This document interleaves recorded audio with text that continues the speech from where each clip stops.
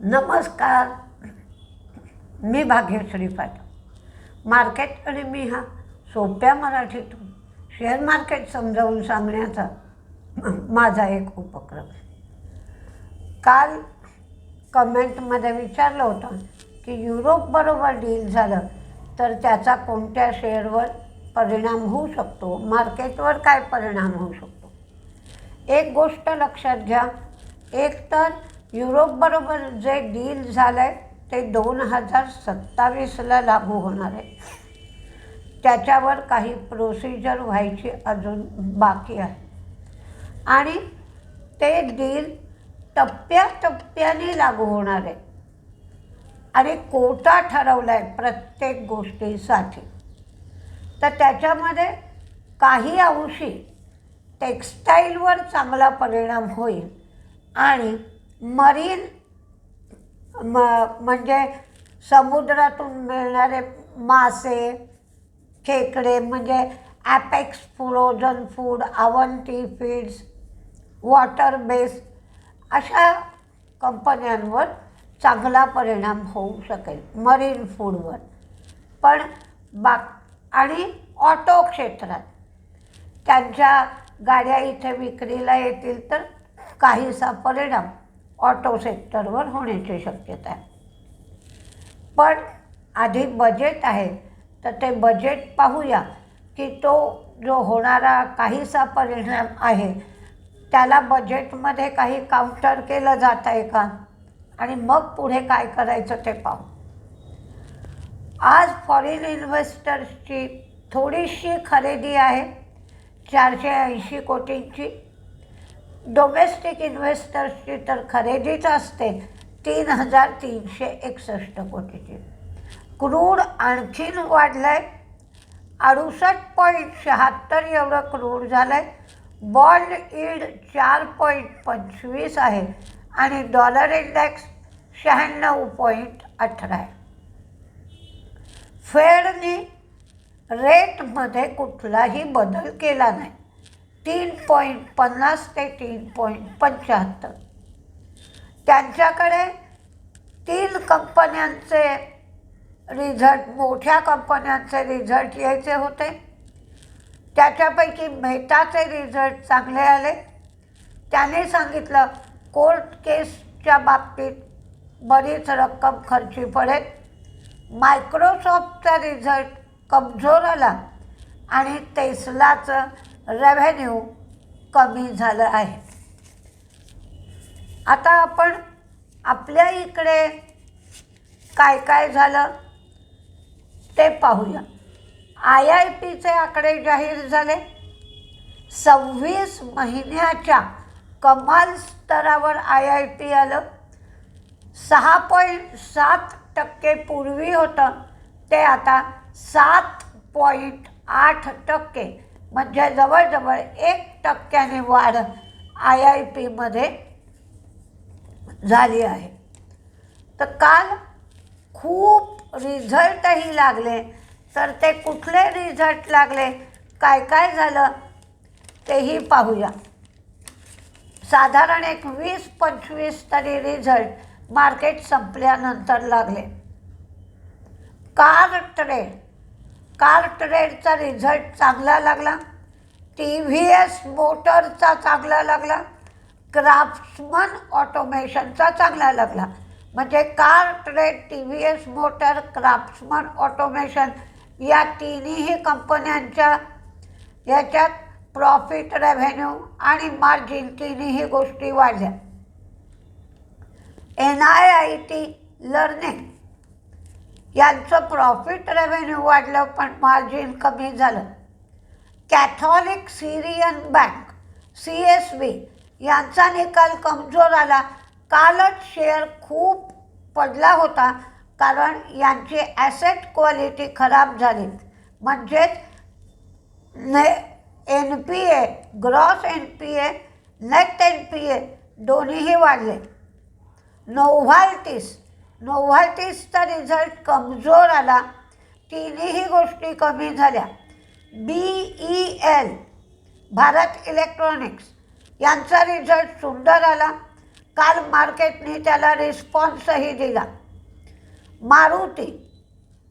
मारुतीचं मार्जिन कमी झालं. 594 कोटी.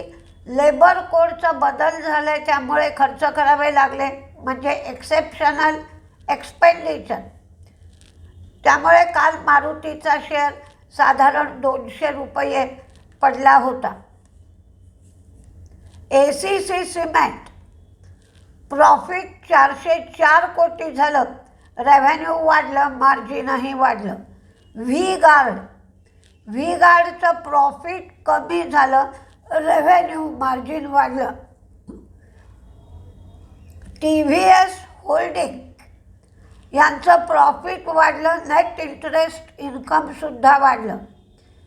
SBI लाईफ यांचं प्रॉफिट वाढलं. प्रीमियममधून जे उत्पन्न मिळतं, नेट प्रीमियम आय किंवा रेव्हेन्यू, तो वाढला. सॉल्व्हन्सी रेशो कमी झाला. पर्सिस्टन्सी रेशो पण कमी झाला. विंटेज कॉफी सुंदर रिझल्ट आला. प्रॉफिट, रेव्हेन्यू, मार्जिन तिन्ही गोष्टी वाढल्या.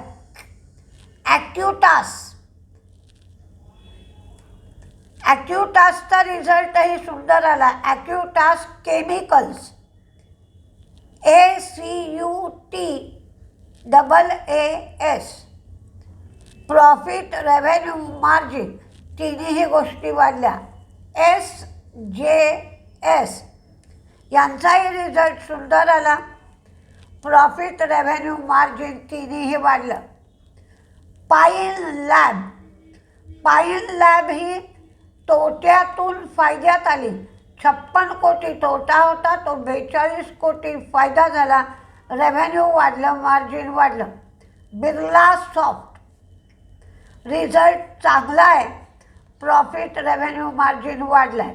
थायरोकेअरचा पण रिझल्ट चांगला आहे. तिन्ही गोष्टी वाढल्या. महिंद्रा अँड महिंद्रा फायनान्सचा मात्र प्रॉफिट कमी झालं, रेव्हेन्यू वाढलं. मास फायनान्स प्रॉफिट वाढलं, नेट इंटरेस्ट इन्कम वाढलं. याने ₹1.25 डिव्हिडंड दिला. हेरिटेज फूड प्रॉफिट कमी झालं, रेव्हेन्यू वाढलं, मार्जिन कमी झालं. गार्डन रिच शिपबिल्डर्स तिन्ही गोष्टी वाढल्या. ₹7.15 डिव्हिडंड दिला. Satin credit care profit, revenue, margin सगळ्या गोष्टी वाढल्या. रिझल्ट सुंदर आला. सोमानी सिरॅमिक्स यांचाही रिझल्ट छान आला आहे. तिन्ही गोष्टी वाढल्या. ग्लँड फार्मा मात्र प्रॉफिट, रेव्हेन्यू वाढलं, मार्जिन कमी झालं. Larsen and Toubro mix result आहे. प्रॉफिट कमी झाला आहे, रेव्हेन्यू, मार्जिन वाढलं आहे. लेबर कोडचा परिणाम 1,791 कोटीचा आहे. त्यांचं ऑर्डर बुक 1.36 लाख कोटी एवढं आहे आणि त्याच्यामध्ये इंटरनॅशनल ऑर्डर्स 66,848 एवढ्या इंटरनॅशनल ऑर्डर्स आहेत. फिनिक्स मिल रिझल्ट छान आहे. तिन्ही गोष्टी वाढल्या. GE व्हर्नोवा यांचाही रिझल्ट सुंदर आहे. तिन्ही गोष्टी वाढल्या. LMW प्रॉफिट कमी झालं, रेव्हेन्यू कमी झालं, मार्जिन वाढलं. डेटामॅटिक्स प्रॉफिट कमी झालं, रेव्हेन्यू आणि मार्जिन वाढलं. SBI कार्ड प्रॉफिट वाढलं, नेट इंटरेस्ट इन्कमही वाढलं. बाळकृष्ण इंडस्ट्री प्रॉफिट कमी, रेव्हेन्यू वाढलं आणि मार्जिन मात्र फ्लॅट राहिलं. लोढा डेव्हलपर्स यांचं मार्जिन कमी झालं, प्रॉफिट, रेव्हेन्यू वाढलं.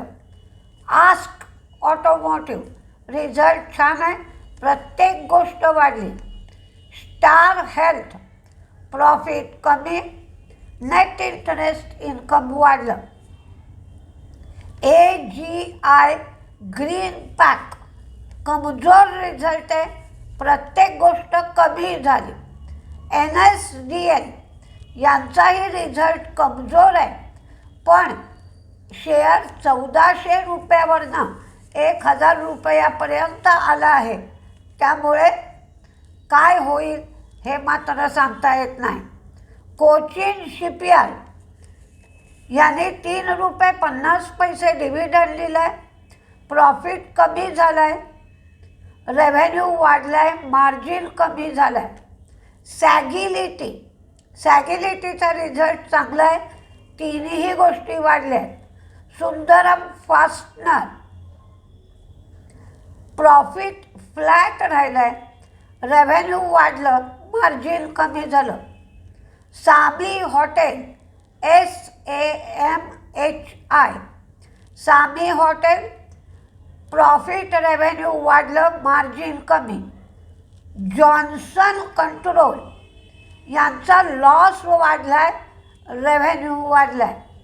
क्वेस्ट कॉर्प प्रॉफिट वाढलं, रेव्हेन्यू कमी झालं, मार्जिन वाढलं, 5 रुपये डिव्हिडंड दिला. प्रुडंट कॉर्पोरेशन प्रॉफिट रेव्हेन्यू वाढलं. ब्रिगेड हॉटेल प्रॉफिट रेव्हेन्यू वाढलं, मार्जिन कमी झालं. बोरोसिल रिन्युएबल रिझल्ट चांगला आहे, प्रत्येक गोष्ट वाढली. हॉकिन्स कुकर रिझल्ट चांगला आहे, प्रॉफिट रेव्हेन्यू मार्जिन सगळंच वाढलं आहे. फॅक्टचा रिझल्ट मात्र विचित्र आहे. फायद्यातून तोट्यात गेली आहे. 8 कोटी फायदा होता, त्याचा 68 कोटी तोटा झाला आहे. पण रेव्हेन्यू मात्र 949 कोटीवरून 1568 कोटी झाला आहे. म्हणजे रेव्हेन्यू डबल झाला आहे, पण फायद्यातून तोट्यात गेली आहे. महाराष्ट्र सीमलेस प्रॉफिट वाढलं, रेव्हेन्यू मार्जिन कमी झालं. रेनबोचा प्रॉफिट रेव्हेन्यू वाढलं, मार्जिन कमी. सिम्फनी तोट्यातून फायद्यात 10 कोटी तोटा होता, त्याचा 20 कोटी फायदा झाला, रेव्हेन्यू कमी झालं, मार्जिन वाढलं. 5 स्टार प्रॉफिट वाढलं, रेव्हेन्यू वाढलं. इक्रा प्रॉफिट कमी झालं, रेव्हेन्यू वाढलं, मार्जिन फ्लॅट राहिलं. LT फूड्सचं प्रॉफिट रेव्हेन्यू मार्जिन सगळ्याच गोष्टी वाढल्या. क्लर्क प्रॉफिट वाढलं, रेव्हेन्यू वाढलं, मार्जिन कमी झालं, पण याने एकास एक असा बोनस जाहीर केला आहे. आता आपण काही ज्या बातम्या आहेत त्या बघूया. साई लाईफने मेट वेब बरोबर इम्युनॉलॉजी रिसर्चसाठी करार केला आहे. Punjab Sind bank IFSC banking unit GIFT सिटीमध्ये काढायला रिझर्व्ह बँकेने परवानगी दिली आहे. NTPC खावडा सोलर प्रोजेक्ट 29 तारखेपासून सुरू होत आहे आणि तिथे 130.5 मेगावॅट एवढी वीज चालू होईल.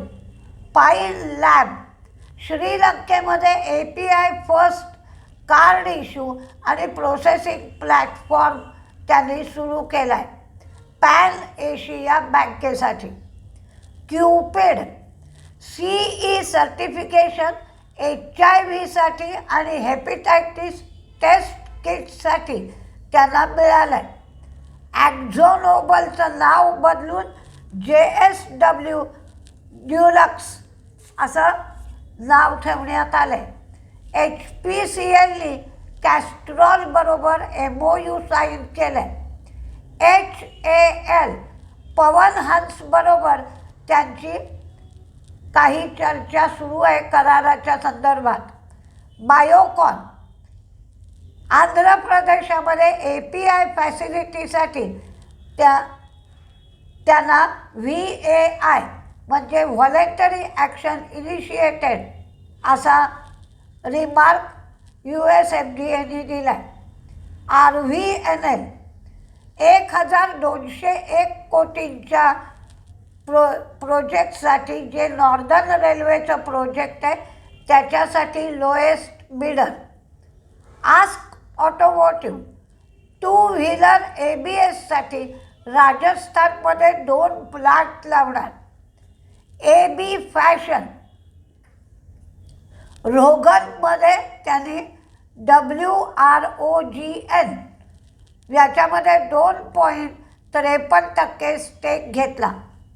मॅक्स फायनान्स आणि ॲक्सेस मॅक्स लाईफ यांच्या मर्जरला संमती मिळाली. GPT इन्फ्रा एल्कॉन बिल्डरमध्ये 154 कोटीला ते 100% स्टेक घेणार आहे. किरी इंडस्ट्री 101 कोटीच्या हायब्रिड पॉवर प्रोजेक्टसाठी त्यांना LOI मिळालं आणि व्हाईट गुड्स PLI स्कीमसाठी संमती मिळाली.